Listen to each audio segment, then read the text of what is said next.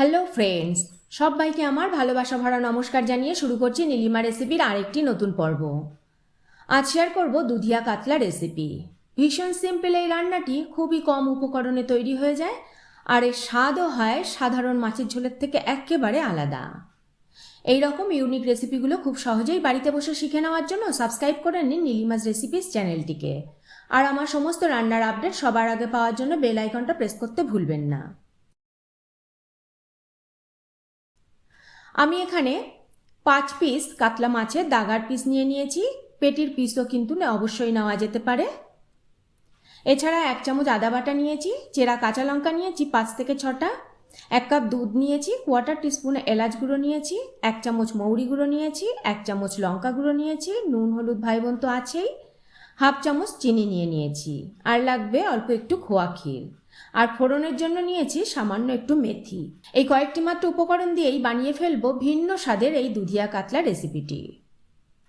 প্রথমে আমরা কাতলা মাছটাকে নুন ও হলুদ মাখিয়ে নেব।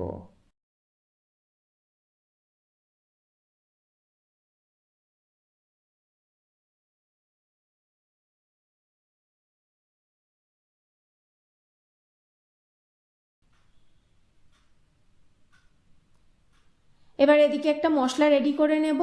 দুধের মধ্যে আদা বাটা দেব, মৌরি গুঁড়ো দেব, এলাচ গুঁড়ো দেব,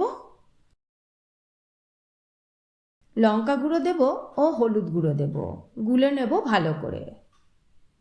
দুধটা কিন্তু সর সমেতই রাখা ছিল।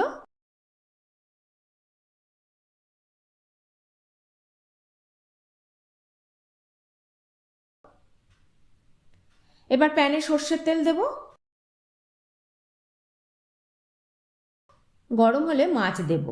ভালো করে 2 পিঠ লাল লাল করে ভেজে নেব।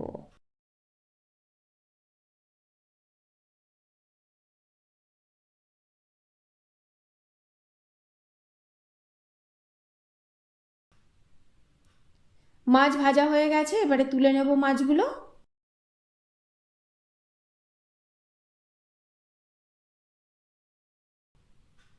এবার তেলটাকে একটু কমিয়ে নেব।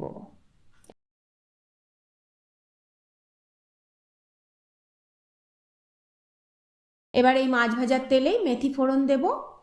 একটা ছাঁকনির মধ্যে নিয়েও কিন্তু মেথিটাকে ফোড়ন দিতে পারেন, সেক্ষেত্রে মেথিটা আর মুখে পড়বে না।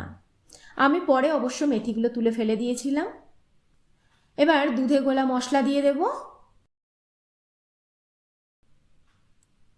তারপরে এর মধ্যে খোয়া ক্ষীর গ্রেট করে দেব।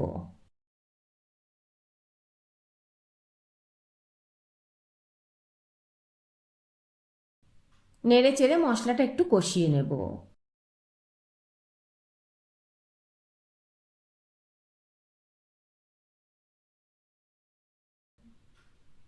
মশলা থেকে তেল ছাড়তে শুরু করলে জল দেব। তারপরে ভাজা মাছগুলো দিয়ে দেব।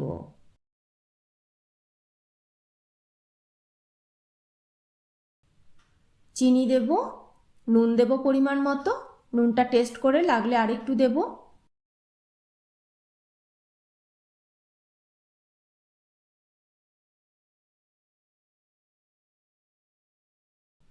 নেড়ে চেড়ে ঢাকা দেব।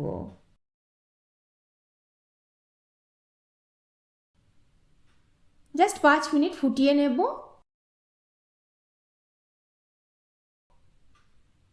দেখুন তেলটা আবার ছাড়তে শুরু করেছে। এবার এর মধ্যে চেরা কাঁচা লঙ্কা দেব, আর ওপর থেকে একটু কাঁচা সর্ষের তেল ছড়িয়ে দেব। সামান্য একটু মৌরি গুঁড়ো দেব, আর 1 চিমটে এলাচ গুঁড়ো দিয়ে ঢাকা দিয়ে 5 মিনিট স্ট্যান্ডিং টাইম দিলেই রেডি দুধিয়া কাতলা।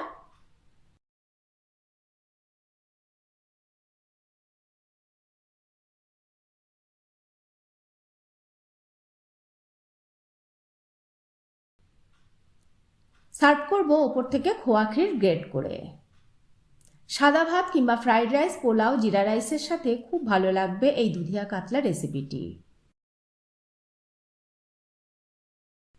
কেমন লাগলো আমার আজকের রেসিপিটি কমেন্ট করে জানাবেন। ভালো লাগলে একটা লাইক করে দেবেন। আপনাদের একটা লাইক আর কমেন্টই আমাকে উৎসাহিত করবে পথ চলতে। আজ তাহলে এই পর্যন্তই থাক। আবারও হাজির হয়ে যাব নতুন কোনো রেসিপি নিয়ে, নতুন কোনো পর্বে। ভালো থাকবেন, সুস্থ থাকবেন সবাই।